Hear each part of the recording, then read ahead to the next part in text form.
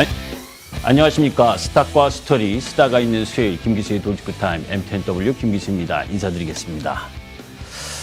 자, 이제 10월에 내일이면 마지막 날입니다. 그리고 다음 주면 미국의 대선의 결과가 나오죠. 참 무기력한 시장이 오늘도 계속 이어지고 있습니다. 한 3주 동안 시장은 계속 외인들의 선물에 의해서 움직이는 흐름을 보여주고 있는데, 자, 주식시 본격적으로 들어가기 전에 잠깐만 이야기를 하게 되면 사실 전체적으로 글로벌 시장 전반적으로 저출산과 관련돼서 이야기가 많죠. 실질적으로 인구가 현 수준을 유지하려면 대체 출산율이 약 2.1명 정도가 돼야지 된다고 합니다. 근데 지금 글로벌 합계 출산율은 그 2.1명보다는 조금 높은 2.25명이지만, 자, 전체적으로 보시면 중국도 그렇고, 중국이 노란색이고 거기에 한국이 파란색인데 계속 1960년대부터 내려오다가 지금은 대체 출산율 이하로 미국이나 일본, 유럽, 거기서 가장 안 좋은 부분이 지금 한국이 0.72명 정도까지 내려와 있죠. 자, 아시아 합계 출산율로 보더라도 중국과 싱가포르, 일본, 인도 전부 다 대체 출산율 이하로 내려오면서 우리나라가 0.72로 가장 출산율이 낮은 흐름을 보여주고 있습니다. 왜 주식 이야기를 하는데 이런 출산 이야기를 하느냐라고 반증할 수도 있겠지만, 궁극적으로 사실 이 출산율은 노동력과 연관된 거잖아요. 그죠? 거기에 경제 활동 인구가 계속 나올 수 있느냐 없느냐 하는 부분. 이렇게 이 출산율이 적게 되면 사회 안정망 비용이 증가, 공공재정 부담이 증가하는 흐름들이 진행되기 때문에 우리 시장의 경제에 있어서 상당히 안 좋은 흐름을 보여줄 수 있다는 겁니다. 제가 9월 11일에도 우리 시장, 한국 경제가 구조적으로 놓여져 있는 문제들, 그죠? 그래서 잠재 성장의 부분에 있어서 노동이나 자본, 총소요 생산 이런 여러 가지 부분을 보더라도 그 중에 한 요소인 이 출산율도 상당히 영향을 미친다. 자, 우리가 지금 미국 시장의 대선에 앞둬서 어떤 섹터가 더 나으냐, 안 좋으냐, 이런 문제에 대한 집중을 하고 있기도 하지만, 근본적으로 대한민국이 안고 있는 잠재 성장률에 대한 부담, 이런 부분들이 한국 증시의 차별적인 약세 흐름 부분도 한몫하고 있다는 걸 염두에 두실 필요가 있고, 그런 흐름들에 있기 때문에 길게 봐서는 대한민국에 있어서의 경쟁력이 낮춰질 수 있는 부담 요인, 이런 부분들을 염두에 두고 시장 접근해야 되는데, 이런 커다란 경제 방향도 문제지만, 지금 매번 이야기하지만 우리 시장에 있어서 수급적인 요인, 지금 외인들이 계속 매도하고 있잖아요. 그죠? 근데 그것을 받쳐줄 수 있는 개인 수급도 지금 금투세 불확실성 때문에 제대로 유입되지 못하는 부분. 참 정치권이 우리 주시장의 발목을 잡지 않았으면 좋겠습니다. 잠시 후에 본격적으로 돌직구 타이밍을 시작하도록 하겠습니다.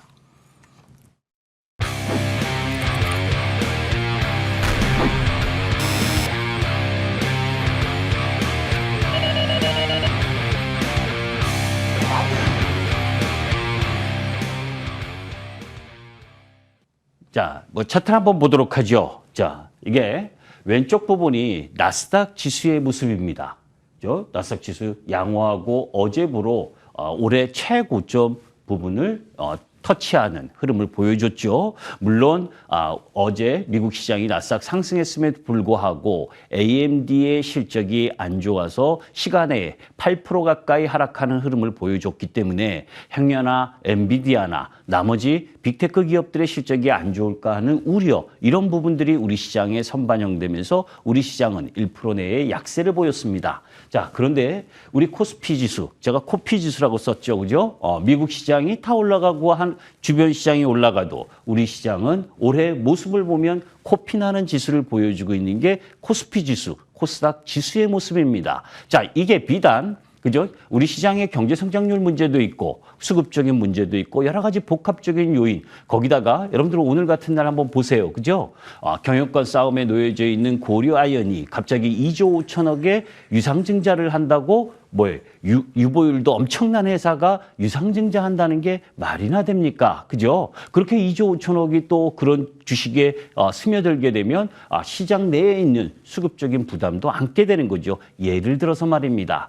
자, 그런 가운데에서 사실 지난주에 이스라엘이 이란을 정밀 타격을 했죠. 자, 그런 부분은 이미 뉴스에서 지나갔지만 궁극적으로 지정학적 리스크는 수면 아래로 내려가고 있는 부분이고, 거기다가 일요일 날 일본이 이 중의원 선거를 했는데 자민당 과반 확보에 실패를 했습니다. 사실 이시바 총리가 선임되면서 이시바 총리의 중요 현안 의견 중에서 금융소득세 강화라든지 거기에 법인세 증세, 그러면서 점진적인 금리 인상, 이런 속내를 갖고 있었었는데 중의원 선거에서 참패하면서 이제 식물 총리가 된다라고 하는 부담, 이런 부분들이 엔화 약세를 갖고 온 흐름이죠. 그래서 지정학적 리스크가 다소 이제 수면 아래를 좀 가라앉는 흐름 부분 보이니까 WTI 유가가 하락을 하고, 거기에 달러 엔화, 사실 8월 5일 날 엔캐리 트레이드 청산 때문에 140엔을 무너뜨렸던 엔화 강세가 지금 오늘 153엔까지 약세 흐름을 보여주고 있기 때문에 이런 흐름에서는 시장은 긍정적으로 바라볼 수가 있는 겁니다. 자, 그런 가운데에서 중국이 11월 4일에서부터 11월 8일 다음 주 부분에 있어서 전국인민대표회의 상무위원회, 여기에서 10조 위안 약 1938조 정도의 부양 패키지를 준비하고 있다는 이야기를 하고 있습니다. 그런데 이 소식을 가지고 중국 주식을 사러 들어가라는 말씀은 절대 하고 싶지 않습니다. 오히려 이 부분 때문에 다음 주에 다시 반등의 흐름을 보여준다면 매도하고 나오시라는 것을 권해드리고 싶다. 그 이유는 조금 이따 말씀을 드리도록 하겠습니다. 자, 계속해서 3주 전부터 여러분들께 미국 대선과 관련된 이야기를 참 많이 말씀드리고 있습니다. 왜 주식의 섹터, 종목 이런 이야기를 하지 않고 이런 그 큰 매크로 환경에 대해서 이야기를 하느냐. 우리나라는 우리나라 주식시장은 을이기 때문이지요. 갑인 미국이 정책적 변화를 갖고 갈 수 있는 이런 흐름이 중요하기 때문에 계속해서 말씀을 드리는 거고, 사실 여러분들에게 주식 방송을 들으시다 보면 위로받으려고 많이 하십니다. 기다리면 괜찮겠지? 그리고 조금만 더 기다리면 올라올 수 있습니다. 이런 말씀을 들으시면서 위로받기에는 지금 상황이 너무 안 좋은 부분도 많다는 걸 여러분들이 이해하셨으면 좋겠습니다. 자, 일단 미국 시장에서 깻잎 한 장 차로 지금 미국 대선이 진행되고 있죠. 경합 6개주 지지율만 보더라도 그 차이가 채 1%도 안 될 만큼 박빙을 보여주고 있고, 지금 민주당 텃밭에서 확보된 선거인 단수가 226명, 거기에 공화당은 230명 정도. 그래서 지금 전체적으로 보게 되면 트럼프가 소폭 우위. 그럼에도 불구하고 지금 이딴 변수 샤이 트럼프냐 샤이 해리스냐, 이 부분을 가지고 숨은표 대결로 가는 흐름을 보여주고 있습니다. 자, 전국 여론조사 평균 10월 26일까지의 흐름을 보게 되면 CBS 뉴스는 해리스, 그리고 월스트리트 저널은 트럼프, ABC 뉴스는 또 해리스, 그리고 CNBC는 트럼프. 각 조사하는 기관마다 그 차이가 채 2%도 안 되는 범위 내에서 우열을 가리기가 쉽지 않은 모습들을 보여주고 있습니다. 물론 그 경합주 내에서도 차이도 극히 미미합니다. 자, 그런데 왜 해리스가 당선될 때보다 트럼프가 당선됐을 때를 계속 여러분들께 말씀을 드리냐면, 해리스가 당선됐을 경우에는 바이든의 정책적 부분을 대부분 이어가는 거기 때문에 시장에 큰 변화 흐름이 없을 텐데, 트럼프가 될 경우에는 정권이 바뀌는 흐름이고, 그 속에서 만약 지난번에 이야기했었던 공화당이 상하원까지 싹쓸이하는 레드 스윕을 갖고 가게 되면 정책 변화가 엄청나게 진행될 수 있기 때문에 그 부분과 관련돼서 미리 공부하라는 말씀을 여러분들께 드리고 싶어서 이 이야기를 많이 하는 겁니다. 트럼프 리스크의 첫 번째 충격 부분으로 보게 되면 미 경제 충격이 있겠죠.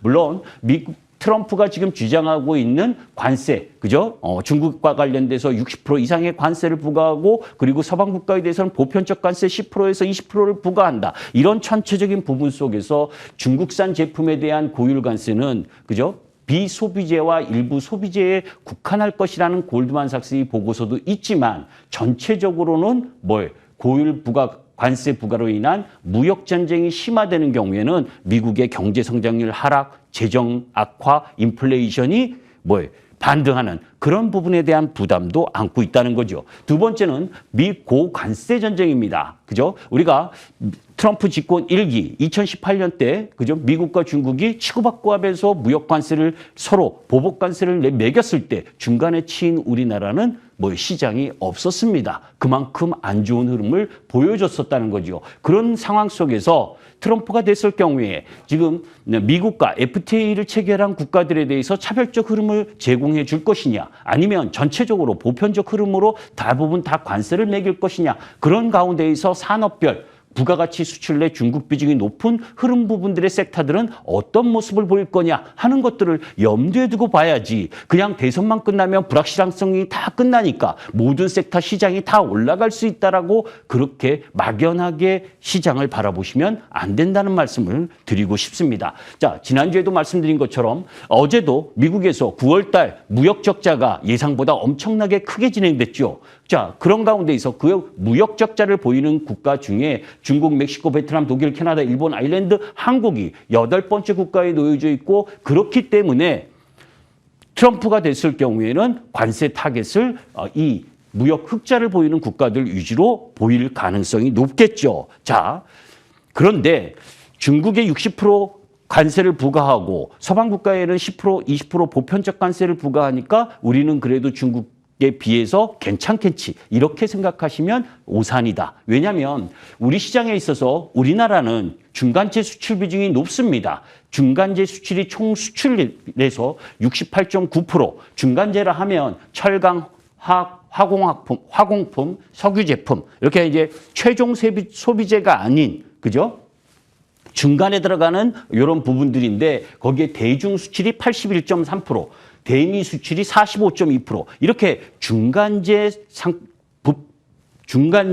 물품에 대한 수출이 비중이 커요. 그러니까 중국이 두드려 미국의 60% 관세를 두드려 맞으면, 그죠? 중국의 물품들이 미국에 수입되기가 쉽지가 않고 중국의 중간재를 대는 우리 나라의 산업 부분도 안 좋을 수 있는 부분이 있는 거죠. 그죠? 이 부분도 있고, 또 직접적으로 미국의 45.2% 중간재 수출하니까 이 부분도 상당한 타격을 볼 수 있다는 겁니다. 이래서 지금 우리 시장이 상대적으로 시장 부분에 안 좋은 부분인데, 자, 여기서 아까 봤었던 부분, 우리가 전체 산업에 대해서 제가 지난주에도 여러분들께 말씀을 드렸을 때 이런 말씀을 드렸습니다. 미국이 지금 트럼프가 지금은 전체적인 보편적 관세를 이야기를 하지만, 그죠? 선거에 당선이 행여나 됐을 경우에 본인을 뽑아준 최종 소비재, 그죠? 최종 소비재이고 가격이 낮은 소비재, 그리고 일반 국민이 바로 받아들일 수 있는 제품에 대해서 관세를 부과한다면 트럼프를 뽑아준 국민조차도 트럼프를 원망할 겁니다. 왜? 지금 사던 내 신발이 5천 원 하던 게 5만 원 하던 게 6만 원이 되고, 그죠? 그거보다 더 이상이 돼서 피부로 인플레이션을 느끼게 되면 부담인 거죠. 그러니까 오히려 고가 소비재, 자동차나 가전, 가구 이런 쪽이거나 아니면 산업재, 그리고 중간재 물품에 대한 관세를 부과할 가능성이 높다는 겁니다. 거기다 또 하나, 각 국가별로, 그죠? 수출이 큰 부분에서 무역 적자를 많이 보는 쪽, 그게 이제 그런 부분을 보려면 우리가 대미 수출 품목 중에서 어떤 섹터가 수출을 많이 하고 있고 그 많이 하는 섹터 부분에 부담이 일정 정도 존재할 수 있는 거죠. 자, 대미 수출 품목 부분을 보게 되면 요 수출 금액은 2024년 1월에서 7월까지니까 여기다가 곱하기 한 1.8 정도를 하면 올해 수출 금액 흐름이 나오게 되는데, 자동차가 월등히 많죠. 그죠? 자동차, 반도체, 자동차 부품, 석유 제품부터 해서 쭉 높습니다. 그러니까 이렇게 미국의 수출 금액, 이게 큰 쪽부터 두드려 맞을 가능성이 높다는 걸 염두에 두고 바라볼 필요가 있고 또 역시 대중국에 수출하는 부분에 있어서도 마찬가지죠. 중간재를 수출하는 부분에 있어서 반도체, 합성수지, 무선통신기기, 평판 디스플레이 및 센서 이런 거의 비슷한 부분에서 이런 영향을 미칠 수 있다는 겁니다. 왜 이 페이지에서 자세히 설명하냐면 여기에서 섹터에 대한 답이 일정 정도 나오기 때문이지요. 자, 우리 시장에서 이런 부담을 안고 있는 섹터 부분은 되도록 일단 트럼프가 됐냐 안 됐냐의 부분에서 일단 피해 있을 필요가 있는 거잖아요. 그죠? 자, 그런 가운데에서 트럼프 리스크 세 번째, 글로벌 교육 충격. 그죠? 지금 아까도 말씀드린 것처럼 바이든 행정부 집권과 더불어서 무역 수지 적자가 엄청나게 증가했죠. 적자 규모입니다. 그죠? 평온하게 오다가 확 무역 적자가 나고 이게 뭡니까? IRA를 통한 보조금을 지급한 부분이죠. 그런 부분들 때문에 지금 트럼프가 저기를 공격하고 있는 거고 그런 가운데에서 한국 경제와 금융시장에 부담을 줄 공산이 클 수 있다는 거. 주력 제품이 대미 수출 의존도가 높다는 점에서 통상 압박을 받을 수 있다라고 하는 부분. 이런 부분들이 지금 우리 시장의 발목을 잡고 있는 부분이다. 거기서 여기다 또 금리 발작 리스크지요.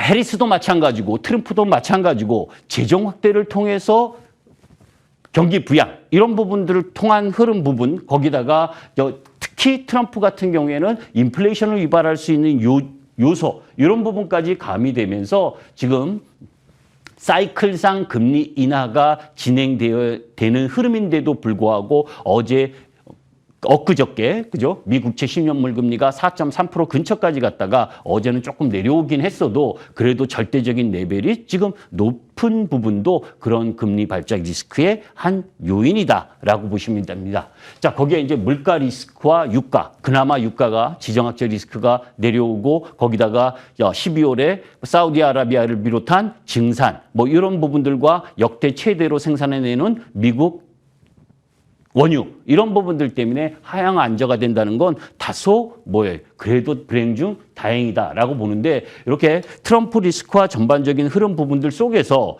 중국은 결국 가만히 있지는 않겠죠. 그죠? 어제 EU에서 45.3% 중국 전기차와 관련된 관세를 확정을 지었습니다. 거기에 이제 중국이 발끈했죠. 자, 그러면 트럼프가 됐을 경우에 중국 제품에 대해서 60% 그리고 그 이상 전기차 100%에서 몇백 프로의 관세를 부과했을 때 중국은 가만히 있겠느냐? 그죠? 그렇지는 않을 거 아닙니까? 그죠? 보복 관세를 하든지 그런 가운데에서 갈등이 격화되든지 아니면 또 다른 타협을 시도할 가능성이 높겠죠. 다행히 중국의 대미 수출 비중은 2018년 이후로 요 파란색 조금 내려오고 있습니다. 그죠? 내려오고 있는데 사실 중국의 이 대캐나다, 멕시코 수출 비중 검은색은 올라가고 있어요. 왜냐하면 중국을 규제하니까 그죠? 이 미국 옆에 멕시코와 캐나다를 통해서 수출을 증가하고 있는 거거든요. 이 부분을 타겟 삼아서 트럼프가 멕시코와 캐나다산 부분까지 관세를 세게 부과하겠다라고 하는 부분. 이거는 사실 트럼프가 이런 부분을 하는 데 있어서 미국 자국으로 봐서는 아주 긍정적인 정책이라고 할 수가 있죠. 미국 백인 입장 그리고 미국 노동자 입장에서는 이런 부분들 때문에 이런 경제 정책 때문에 트럼프가 우위를 보일 수 있는 흐름으로 가고 있다라고 하는 부분. 다만 여기서 대중국을 규제하는 부분에 있어서 우리나라가 피해를 볼 수 있다는 부분이 지금 부담인 겁니다. 자, 그런 가운데에서 저쪽 거는 지난주에 설명을 드렸었고 미국의 주가 지수를 월별로 바라보게 되면 9월 달이 가장 안 좋고 10월 달 괜찮고 그리고 11월, 12월이 좋은 수익률을 보여준 게 통상적으로 월별 흐름입니다. 그러니까 11월 5일 대선만 아니면 그죠? 11월, 12월 나아질 수 있고 우리나라도 사실 11월, 12월에는 10월까지 대주주 양도 과세 이런 부분에 대한 매물이 좀 나오고 11월부터는 배당과 연결돼서 외인들이 선물 매수를 통해서 프로그램 매수세가 유입되는 게 정석인데 지금 그런 모습을 보여주고 아직 11월은 안 됐지만 그죠? 계속해서 하락 흐름 부분들을 보여주는 부분들이 금투세가 아직 매듭을 짓지 못하는 불안정 그런 가운데에서의 정치적 불확실성 이런 부분들이 같이 진행되고 있기 때문에 나오고 있는 부분이다라고 보시면 되고 사실 지난주에 가장 안 좋았었던 우리 시장의 뉴스 부분은 이 부분입니다. 3분기 GDP 쇼크. 그죠? 매번 여기서 나왔을 때 8월부터 여러분들께 하반기에 우리나라 수출 실적이 내려올 것이다. 수출 증가율이 내려올 것이다. 3분기 국내 GDP 성장률이 전분기 대비 0.1%에 그치는 쇼크를 보여줬습니다. 이것은 그죠? 시장 전반에 올라갈 수 있는 힘을 제한하는 요소죠. 분명히 여기 항목별로 보게 되면 민간 소비나 그죠? 뭐 정부 소비 뭐 이쪽 부분은 괜찮았는데 건설 투자 쪽하고 그리고 수출 이쪽이 잡아먹은 거거든요. 그래서 건설 관련주. 사실 삼성물산이나 이거 실적 발표 여러분들 보셨겠지만 실적 안 좋게 나왔죠. 우리나라 기업들은 이미 여러분들께 경고드렸지만 오늘도 포스코 퓨처엠, 뭐 포스코 홀딩스 그리고 삼성 SDI를 비롯해서 어제 LG 생활건강 뭐 이런 대부분의 기업들 그리고 현대건설기계, 두산인프라코어 대부분의 종목 부분들이 실적이 예상치보다 안 좋게 나오고 있다는 거 여러분들이 확인하고 계실 겁니다. 미국의 빅테크 기업들은 나름대로 실적이 선방한 기업과 선방하지 못한 기업들이 나오고 있는데 우리 시장은 실적이 안 좋은 부분, 실적이 안 좋아서 떨어지는 주가는 그죠? 그것은 낙폭과대가 아닙니다. 그죠? 실적이 안 좋기 때문에 주가가 내려오는 것이다라는 걸 염두에 둘 필요가 있고 수출 증가율의 피크아웃은 주가 고점이다라는 말씀은 9월 11일 날 말씀을 드린 가운데에서 트럼프가 이런 이야기도 했었죠. 뉴욕타임즈 인터뷰에서 반도체 지원법에 대해서 그 반도체 거래는 정말 나쁘다. 그죠? 자, 지금 5년간 총 527억 달러를 미국 반도체법을 통해서 이제 생산 보조금을 받는데 거기에 인텔이나 TSMC, 삼성전자, 마이크론 이렇게 받고 있는 그 부분에 대해서 건드린 겁니다. 그죠? 트럼프가 되면 이런 보조금이 필요 없고 보조금 없이 관세와 법인세로 해결하겠다라고 이야기를 하는데 참 나쁜 생각이죠. 그죠? 자기네들 일자리를 창출하기 위해서 보조금을 지급해서 공장을 모셔가 놓고 이제 와서 백시장 뒤집듯 한다면 정말 나쁜 님들인데 사실 이 군사력이나 경제 강국이 그죠? 남의 나라 사정 생각합니까? 그죠? 자국 우선주의 그 보호무역주의의 강한 흐름으로 가는데 이거는 우리가 할 수 있는 부분이 아니죠. 억울하면 힘을 키워야 되는데 힘 키울 능력이 안 되니까 문제인 거고. 자, 미국의 대중통제 강화 내년 투자 전면 차단. 자, 이 소식도 여러분들이 이미 들으셨을 겁니다. 아까 중국이 몇천조를 투자하면 뭐 합니까? 이미 급감하는 대중국 외국인 직접 투자 2021년부터 코로나 이후 3,440억 달러가 2023년 427억 달러로 중국에서 돈을 빼가고 있고 그런 가운데에서 엊그제 우리나라 기업가도 중국의 반공법 이 부분에 걸려 들어가는 그 흐름 부분을 갖고 가잖아요. 기업의 규제 그리고 자유롭게 기업을 활동을 못하는 나라에 그냥 괜히 돈 넣었다가 그거 제대로 못 찾는 부분을 왜 외국인들이 중국에 투자하겠습니까? 그죠? 자, 그런 가운데에서 미국 대 중국 최첨단 기술 투자 통제 최종 규칙 발표 1월 2일부터 시행을 하게 되는데 이 이야기는 중요한 부분입니다. 뭐냐? 미국이 이제는 기술만 통제하는 것이 아니라 그 기술과 연관된 반도체, 양자 컴퓨팅, 그리고 인공지능 이런 부분에 그죠? 자본의 투자까지 막겠다는 이야기인 겁니다. 그죠?